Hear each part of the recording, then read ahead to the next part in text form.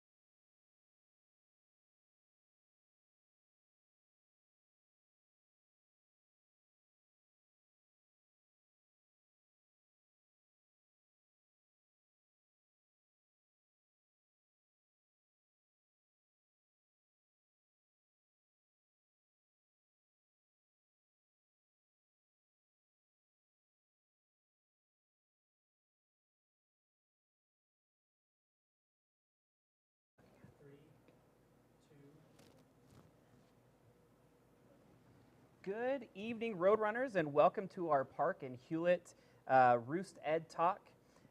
Since we're entering our second year of academic parent-teacher teams, we wanted to bring greater knowledge about why we have academic parent-teacher teams and how they function. And so we'd like to welcome our panel members. Over here we've got Mr. Rashid Hollins, who has spent the last 8 years in education. He's currently Park and Hulet Elementary Schools behavior specialist, but prior to that he was a third grade teacher. Next to him we have Mrs. Nicole Moite, who has spent 15 years in education. Wow. She's currently a second grade teacher, but has also taught first grade. We have Mrs. Tiana Begay right next to me. Has spent 3 years in education, currently a kindergarten teacher and a former first grade teacher. And I'm Mr. Kevin Fosburgh, the principal of Park and Hulet Elementary Schools.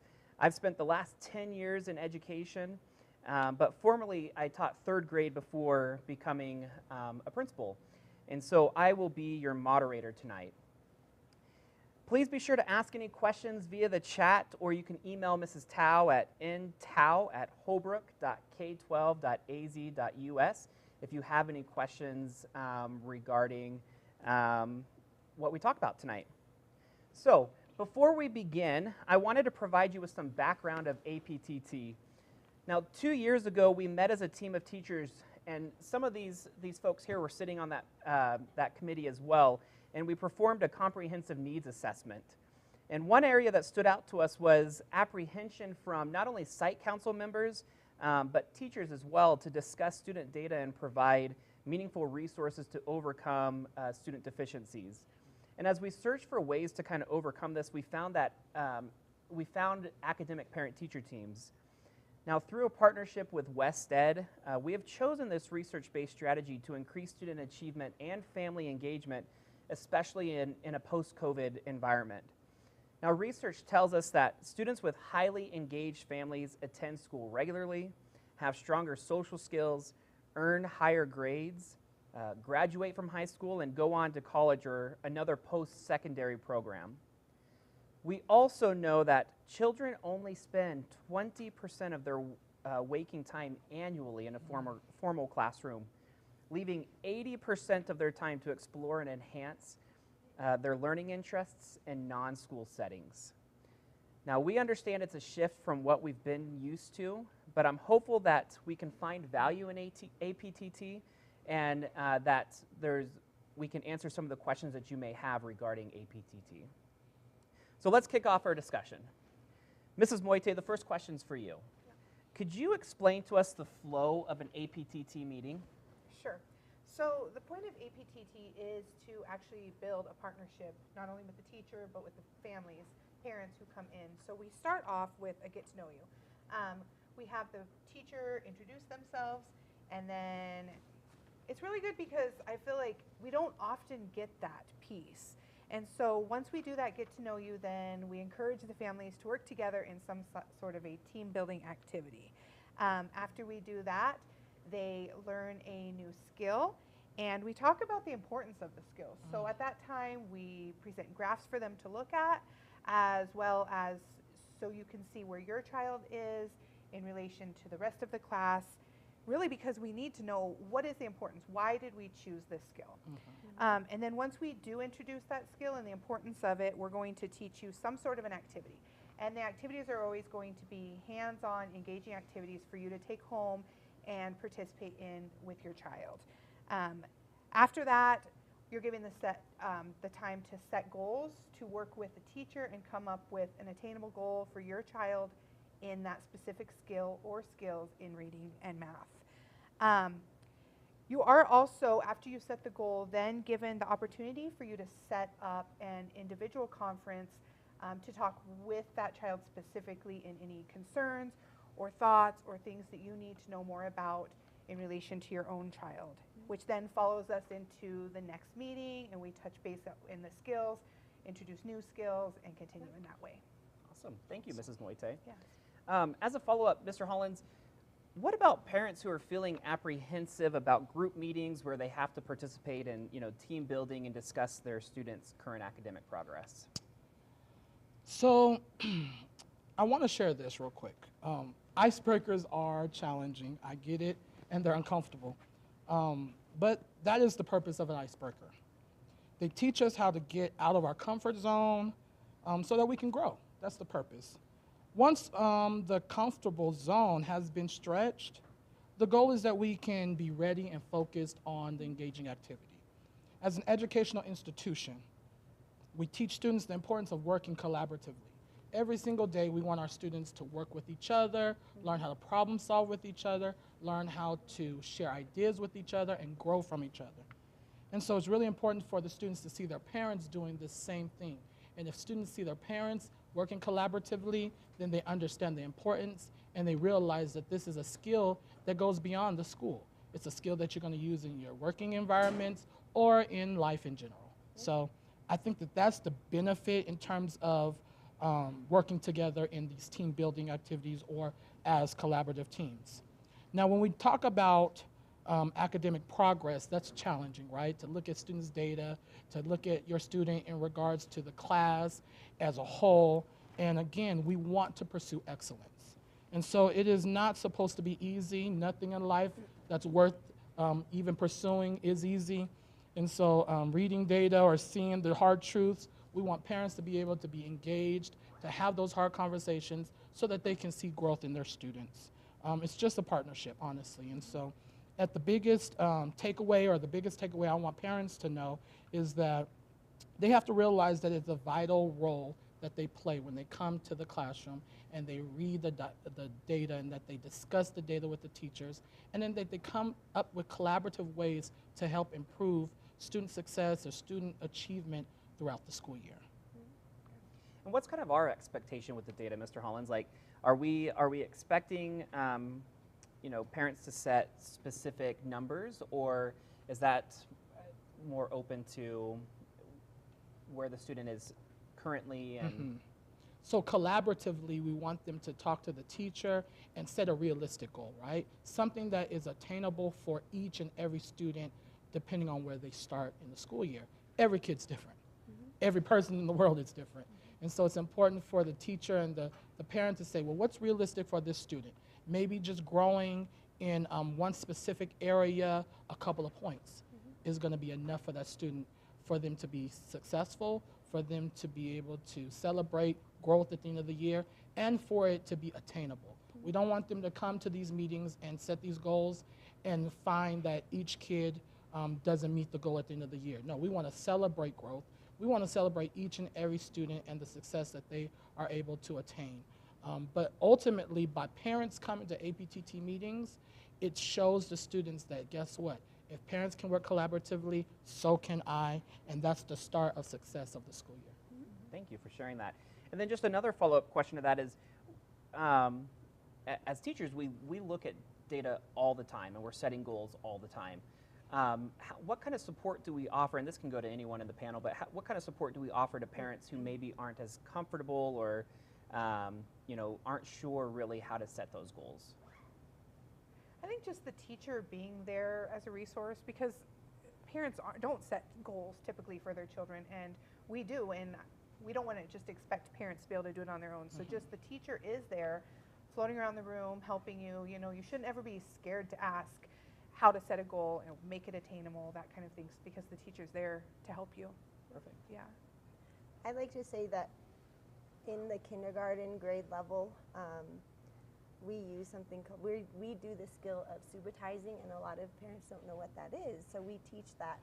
And to us, recognizing numbers is so simple as adults, but going back to, okay, these are 5-year-old children, let's think about how they feel, what their level is right now, and let's be smart about that and talk about it. And like we said, we are collaborating, we're a team, and even 1 point is growth. That's right. And it's the biggest growth for a student who has trouble recognizing numbers or letters. So it's a big thing.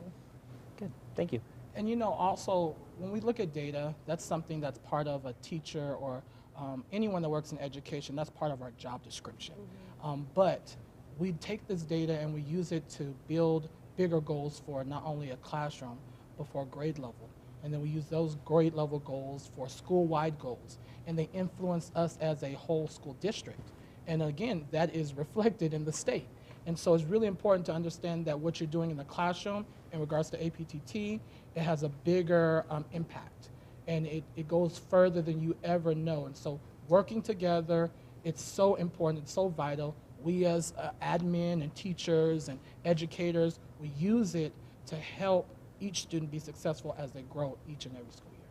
Thank you. And Mr. Fosburgh, they know, like, okay, let's get to 5 next time. And you encourage them and you motivate them, and if they hit it, they are so excited to get it. Perfect. Get that goal. Thank you. You know, Tiana, you just kind of brought a really good point. Me being a behavioral specialist, we use SMART goals all the time for students in regards to making sure that they can be successful not only in the classroom academically, but behaviorally. And so SMART goals is something that we teach our kids to use in all aspects of their life. And I believe we have football players and we have cheerleaders, and they set goals each and every year as they play sports and they do all these extracurricular activities. And so it's just another life skill that we just want them to understand at an early age. Thank you. So Mrs. Begay, how and why are specific skills chosen for APTT? So in each grade level, we collaborate with the other members of the team, and we choose skills that are foundational skills where it supports the grade level standard. So for example, in kindergarten, we choose subitizing, and that's recognizing numbers, or fluency, that's being automatic at doing addition or subtraction. That's what the students, before they go to first grade, are able to do. So as kindergarten, that's what we chose as a team, and we made sure that it's a foundational skill that we can build upon throughout the school year, and they can reach their goal. And it's also a goal that the students are able, or a skill that the students, that we are able to teach the families at home. And you know, when they come to APTT night, it's how we can educate them, and then we work as a team to get them to their goal. And I think that that's a really important component, is that you know, the skills and activities that we're bringing home or we're sending home are foundational skills. These are skills that students need in order to be successful at the end of the year and moving into the next grade level. And I think more than that, it's really important that we're working on skills that are going to have lasting effects on kids long term, because we know that what you all do in kindergarten builds the pathway for what Mrs. Moite does in second grade, and we need that. We need that, and so I appreciate that. This can go to any panel member, but what would you say to a parent of a student who said that they don't need to come to APTT because they can accomplish the same things in their 15-minute individual conferences? I'll go ahead, talk on that one. So I'm looking at it as I'm the parent. So when I went into my son's APTT last year, the teacher introduced the skill, and I think that I don't know how to do this. You know what I mean? Like, as a parent, I've not seen this skill. I've not done 5th grade math since who knows how long ago. And you would definitely not get that in a typical parent-teacher conference, because typical parent-teacher conferences is we go over the grades, you know, how is your child doing grades, standardized tests, that kind of thing. But APTT teaches you how to teach or help your child, and that's just something you would not typically get. And I think it's really beneficial as a parent to go in, because I know, like, I look at my son's grade on Infinite Campus and that kind of thing and know if he's doing well or not, but then do I really know what he's learning? Do I really know how to help him if he did come home for questions, things like that? So for sure, I like that. You know, as a former teacher, I remember getting ready for parent-teacher conferences and, you know, spewing this information in 15 minutes to the parents and saying, your kid's doing this, and your kid's doing this, and your kid can't do this, and you know, trying to really give it to them in 15 minutes and hoping that they grasp it. And then once they leave, then it's kind of like, what did I say? What really just happened? And I didn't find the benefit in just 15 minutes of spewing data or information. So I kind of felt frustrated when I left. Now, as a behavioral specialist, not in the classroom anymore, I look at these different grade levels and I'm like, wow, like as an educator, there's even some areas that I don't understand and I need a teacher to teach me. So, you know, what I would say for sure for parents is that don't feel like you are are inadequate if you don't understand something, because we have to learn things as we support each other as educators. But another part of it, honestly, is that grades aren't everything. And so I know that you can come in and you can get their grades and you can see if they're doing great academically that way, but are they really understanding the skills? Are they learning? Are they growing? Or did they just do well on a test? It's a difference, and there's a balance. And when you have these conversations during APTT, you get to go in depth with parents, and you get to go in depth with other parents in regards to what they're doing that works for their kids. With teacher facilitator conversations and parents' input, the discussion gets so much richer. And so it's so important for parents to come in, ask questions for the whole, because it's vital. It's just vital. And so the more that you invest, I believe, as a parent, the more that you're going to get in the end result. So, you know, come out to APTT. I'm challenging you to come out. I'm encouraging you to come out because I want to see you guys. So, Did you want to add anything, Mrs. Begay? I wanted to add on that in a traditional parent-teacher conference, you won't get the resources and materials that we give out at APTT night. You know, that it's, you know, we're giving out manipulatives, we're giving out games, we're teaching you how to play those games and how to challenge them, you know, and then also how to make it easier for those who are struggling. And, you know, you don't get that in 15 minutes. And if I'm not mistaken, like, not only for the students who may struggle with the skill, but for those students who mastered it or already are proficient at it, you take it further, correct? So that's awesome that we're trying to meet the needs and of all of our students, right? No matter what level they are, you're going to be able to go home and take something away that can help each and every student, no matter the academic level. I think that that's, as a parent as well, and just thinking back, as I facilitated parent-teacher conferences as a teacher, it's a lot of teacher talk, right? Traditional conferences, it's a lot of me talking to the parent and not a lot of the parent being able to talk back to the teacher. And I think that having opportunities to have a dialogue about these skills and how we're going to support students, which is a critical component of our team meetings, I think is really important. So the next question that we have is, and this goes particularly to Mrs. Moite and Mrs. Begay, but what is the greatest benefit of APTT that you see as a teacher? I think as a teacher, I feel like I don't get to know the parents or the families as much as when they come in. I think that could be benefit for them too, because during the parent-teacher conference, again, you're just telling them everything about their child, but you're not actually getting to know them, and you're not getting to talk really with them about things. And I think that also helps families be more comfortable with the teacher, which is a benefit for all of us, because we should be able to talk with our teachers, talk with our parents, and know each other. So I think that's probably the biggest plus. It's just the relationships we build. Absolutely, and I think especially because parents are trusting you, their teacher, with their prized possession, Yeah. right? Yeah. Children are probably the most important thing that parents have, and they trust you with them every single day. Really only, but it comes out to be 20% of their year, but still, every single day for 7 hours, they trust you to move them from point A to point B. Were you going to add anything, Mrs. Begay? Yeah, I agree with Mrs. Moite. Like, being with them and building those relationships, that pretty much is a solid foundation as well. So not only are we teaching you that skill, foundational skill to meet the grade level standard, we're also building a teamwork there as well. Yeah. That's good. And it's, oh, I lost my train of thought.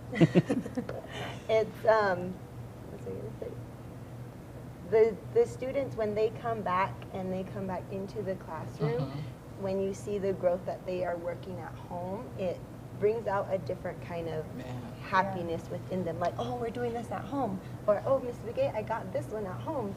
So that's just seeing them so happy and excited to learn and to grow at home and at school. Yeah, thank you. So typically APTT is a 4-part cycle. We have our individual conferences, which we did just a couple weeks ago, and then we're going to have 3 team meetings where you know, our families get to come together at one time with the classroom teacher. So, Mrs. Begay, for you, like, what's a benefit of the group parent meeting? A benefit of the group parent meeting is being able to interact with the parents. we talk one-on-one, but then we also talk collaboratively. Did you want to add anything to that, Ms. Sure, I Moite? think one of the benefits for me is just hearing the parents talk with each other. So maybe I don't think of this idea or that kind of thing, but then this mom says, well, this is something I do, or this mom's like, oh, that's a great idea. So I think Right. it's really important that we have that Yeah. because the parents are able to share their ideas too, and it's really awesome to. Absolutely, and I think that especially in a community like ours, our parents interact with each other outside of school, right? School is sometimes the community hub, but a lot of our parents interact and our students interact outside of school with other youth activities. And so being able to have a common conversation that parents can then still have a common conversation at baseball or at football or wherever they might be, I think is really beneficial too. And it's building this team network and this network of individuals who want our students to be successful. That's good. So, Mr. Hollins, why is goal setting a component of our APTT meetings? Well, goal setting is a vital component because it allows parents, guardians, teachers, and students alike to have purpose. I believe that it kind of even goes along with what you guys were just talking about. When you have individual conferences, you're trying to spend 15 minutes with 25 plus students and parents, right? Which is a lot of time. It's over 300 minutes.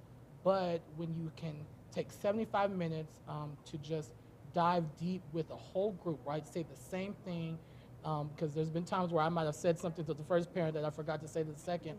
I can say it to the whole, right? Have an opportunity to even record it so that those parents who weren't there to witness and see, but I'm able to share this information all at one time, build this goal that will, it will bridge a gap, right? It'll bridge these academic gaps that we've seen, not only because of COVID, but because of other, just issues of life.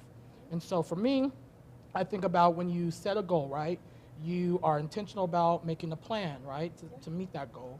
Then you execute that plan, then you track the progress of that plan, and then you expect success at the end of the plan, right? And so goal setting helps us to guide the focus for targeting an expected end. We were able to say, okay, this is what we want to see, this is how we're going to get there, and then at the end we can celebrate the growth, right? Whatever the growth may be. And so for every student and every parent, they're able to be part of that conversation, part of that goal setting, so that they will take ownership, right? Take ownership of the academic success. It's not just us as educators. We can't do it all on our own. And so it's really important for parents to understand that their value goes beyond just after school. Their value is so important throughout their academic success in regards to the skills and things of that nature. And so parents and guardians can use APT nights to check and identify how's my student doing, right? Rather than just looking at grades, but how are they really doing with skills? Skills that go beyond the classroom, but for them to be doctors and lawyers and to be engineers and to work at restaurants or whatever the case may be, parents are part of that vital component of an academic day.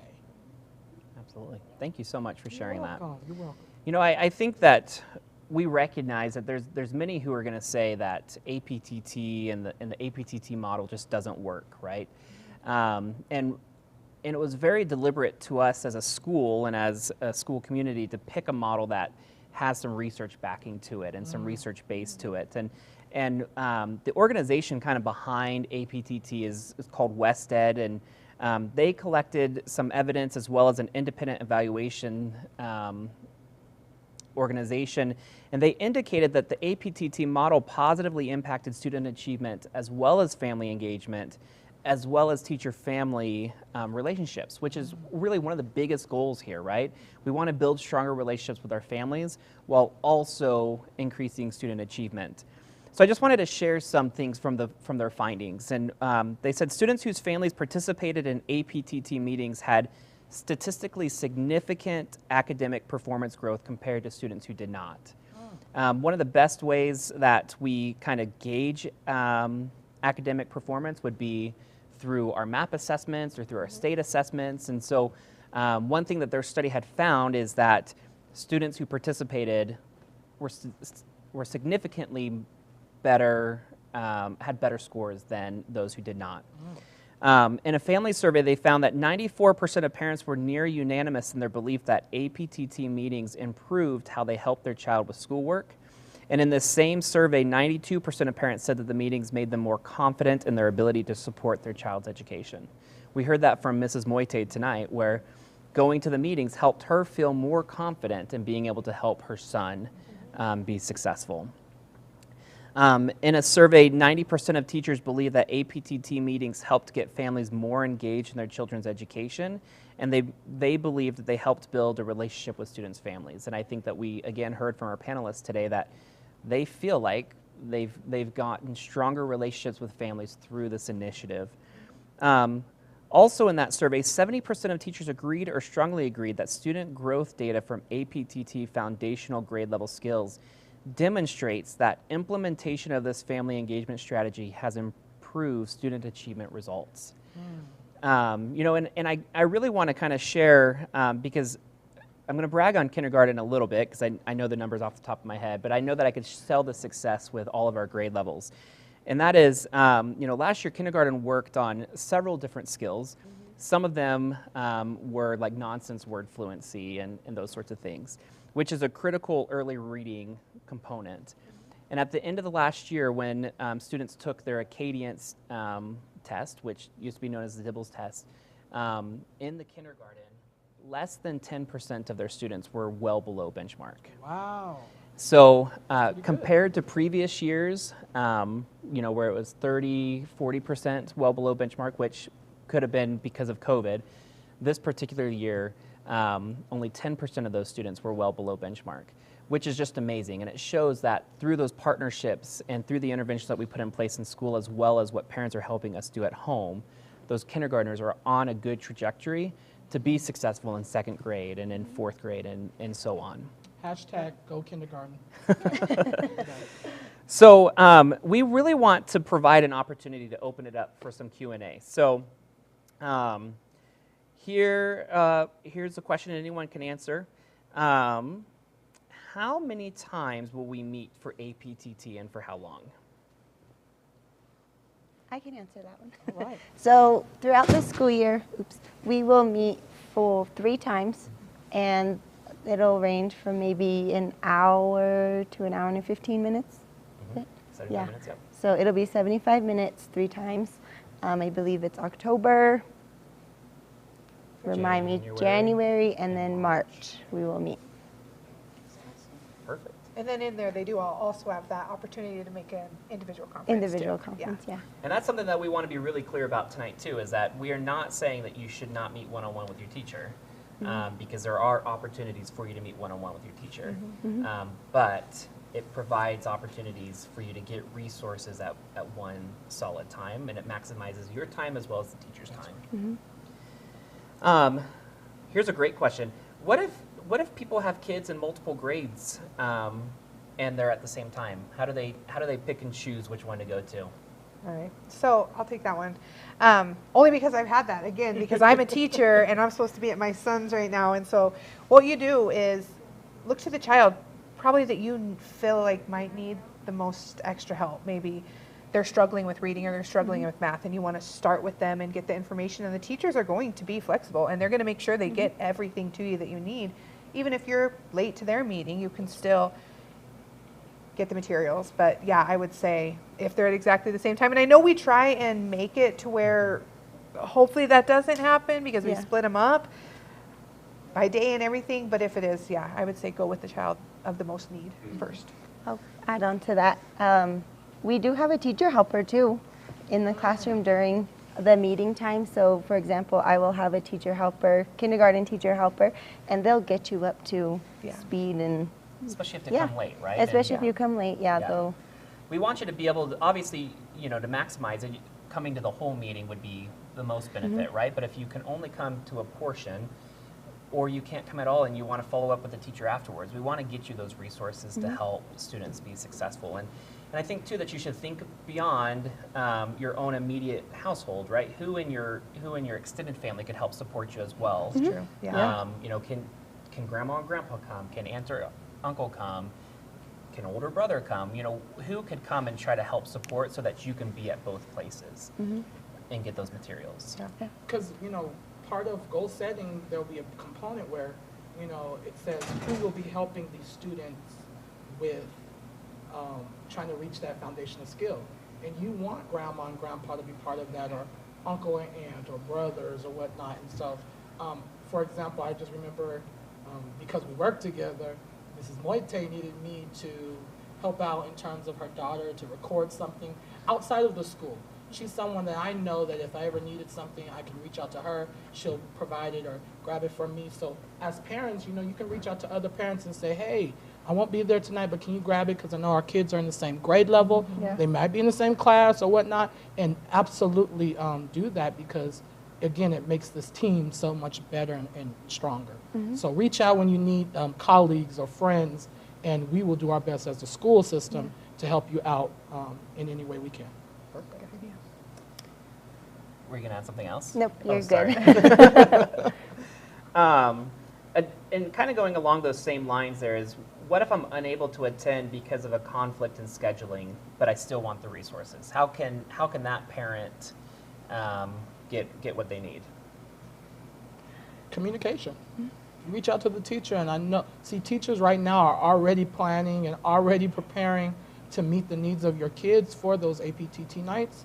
And so you can reach out ahead of time and say you can't make it, and set up an individual conference, or, you know, like I said, you can reach out to colleagues or friends that have students in that same grade level, and we'll send it home with the student, we'll mail it to you. You know, we are flexible on our end, and we want to be as accommodating as we can for you all. So just reach out, you know, and hey, if you need me to drive it to your house, you know I will. And if you don't reach out, we'll reach out to you. There you go. Yeah. Because I think at the end of the day, that's what we really, again, what we want is to help students be successful. And you know, in the Holbrook Unified School District, our mission is to help unique students develop, and this is one way that we think that we can meet that mission and that vision. This is a really great question. What if I can't come because I don't have childcare?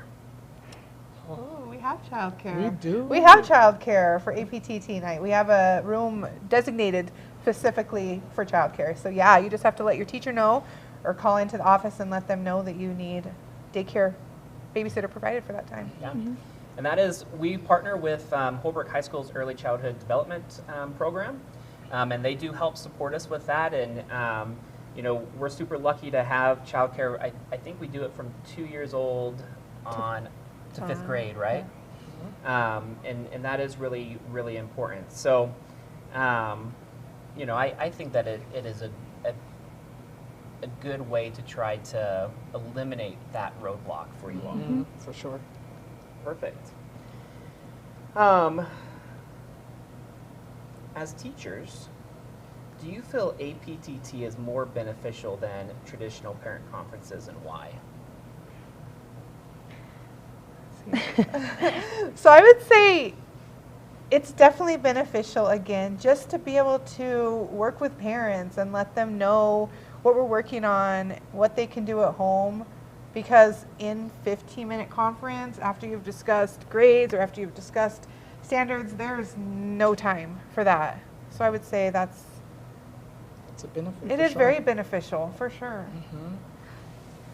So with last year, seeing the results from the beginning of the year to the end of the year, it was amazing to see the growth that the students had made, and to see that again this year. I'm super excited, just because it does support them, and if they get that at home, they feel special too, you know, so. Perfect. Thank you. And then kind of from the parent perspective, what's the number one reason a parent should attend APTT?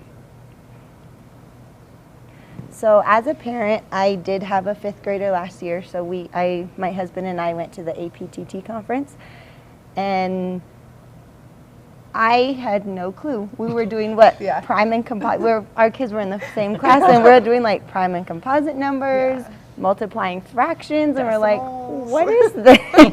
Man, it's been a long time. So as a parent, it was interesting to refresh my skills on that. And going in, I was like, man, I cannot do this. Dad's going to have to do it.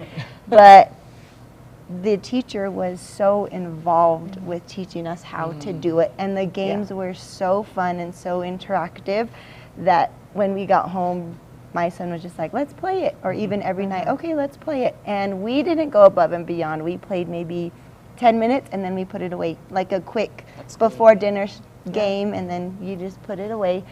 And at the end of the year, I saw him grow too, which is supporting him into junior high now. So it makes me happy as a parent.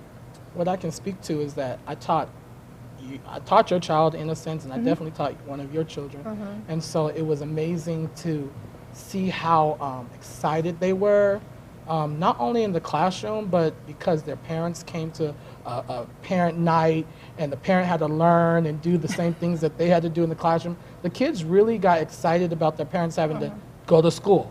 And so it was beautiful to have kids come and say, my parents, you know, they know how to do this and they know how to play this game. And I would even tell them, like, no offense, your parents aren't as smart as you, so go home and show them how to do this, and show, you know, and it really got them excited about their academics. So I just kind of saw a different side of students when their parents were involved. It really brought out a different component.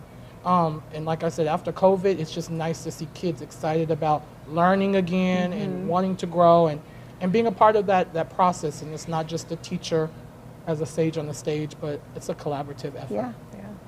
And I would second that too, you know, as a parent as well, where it was exciting for my child to see me come home with resources that she was playing at school. And I also agree with like what Mrs. Begay said, where we set very minimal expectations in terms of how often we should play the game, because we wanted it to be realistic. We didn't want to get overwhelmed or burned out or whatever with the game. And so, you know, for us, it was the same thing, where it's like 5 or 10 minutes every few days kind of thing. And it was fun to see, you know, my kids playing the games together without parent interaction as well. And just kind of getting the whole family involved was really cool. And I think it's really important to talk about that burnout piece, because you want kids to be able to love what they're doing in terms of learning and being part of the educational process at home. So take time to just spend a few minutes doing these skills or practicing these skills. Don't feel like you have to do it for hours, because students and children are busy. And so just a few minutes every night, it goes a long way. I've seen it. And I mean, I think you guys can attest to that as parents. So yeah, take a little bit of time and it'll go a long way. This question comes from a parent who asked, couldn't I just have my student teach me the games? Sorry. I'll speak on that real quick. Students, they pick and choose what they want to remember sometimes. So, you know, it's really nice to get the information from the educator first, because, again, we want kids to learn, right? And they're coming to school to learn. So sometimes they may go home and they might not share with you the exact way to play the game, or they might have forgotten how to actually practice the skills. So I would encourage you to check with the teacher first, because what I do know is that when students get confused at any time of the day when it comes to their academics, it can mess them up, right? There's steps to learning how to multiply. There's steps to learning how to comprehend. There's steps to learning how to decode a word. And so you want to know how to do it the right way, so that they can practice the right way and that they can be proficient and a master the right way. Just trusting or believing that your child knows how to do it on their own is a scary thing sometimes. So again, check with the teacher first. I would get it from the teacher first, so that you know they're doing it the right way the first time around.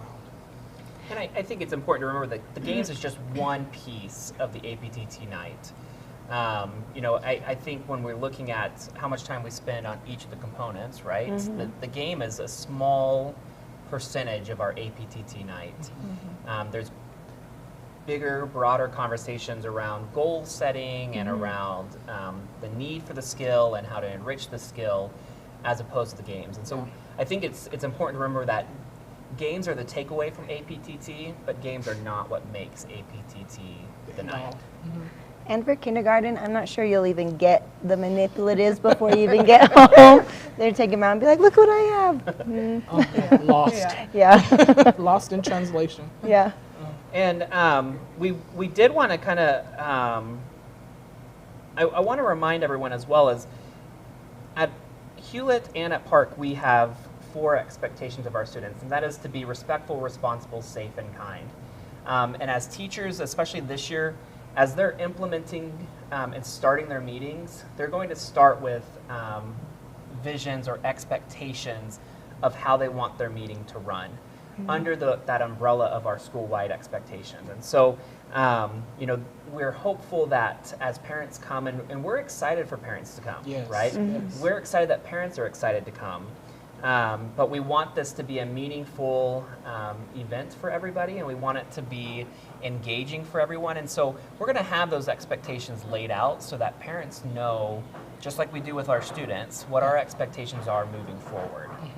Because it's important for like students in the classroom, even at home, to share, right, to respect other time and things of that nature. And so we're so excited that parents are going to come and do the same thing, right? Share in the conversation, respect each other's time, ask questions, and be a support, you know, to the academic process.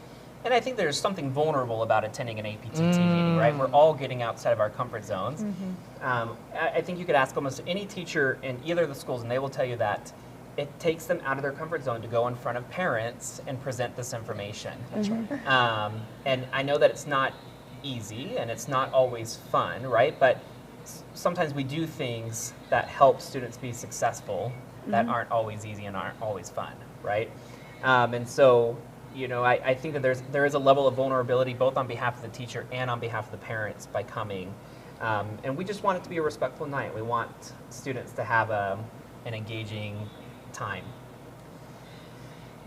So those are all the questions that we have for tonight. And we want to thank you all for joining us. We want to give a special shout out to Mrs. Tao, who's been getting our questions ready and kind of running the chat piece. And we want to thank Ms. Paz, Roadrunner Broadcasting, and Mr. Burks for setting this up for us and kind of being behind the scenes. Of course, a special thanks to our panel, Mrs. Begay, Mrs. Moite, and Mr. Hollins. It's a late night and a week of late nights, and so we appreciate it. Thank you. And, you know, more than anything, we just are hopeful that you are able to get a little tidbit of information about APTT that you did not have before you started this broadcast. Yes. More so, I want to personally invite each and every one of you to come to our APTT meetings. Park School will hold theirs on October 5th. First grade is going to go at 4:30 in the evening. Kindergarten will go at 5:45. Hewlett's will be on October 6th. 3rd and 5th grade will go at 4:30. 2nd and 4th grade will go at 5:45. Now, while we'd love to have 100% attendance, part of goal setting is being realistic, right? And we realize that work schedules and all those things maybe just aren't necessarily realistic. If you can't make it, please send someone that you trust that can make it. Yes. And if you can't find someone that can make it on your behalf, reach out to the teacher, because we want to get these resources for you to help our unique students develop. Mr. Fosburgh, Yeah. we have snacks. Don't forget that. We have snacks. Come get a snack. Okay, I'm done. And so we really look forward to seeing you next week. And again, we're really hopeful that this has been beneficial for you. And we love to get some more feedback on APTT nights, because we want to get them to improve and we want them to be the best that they can be. So thank you for joining us and have a great night.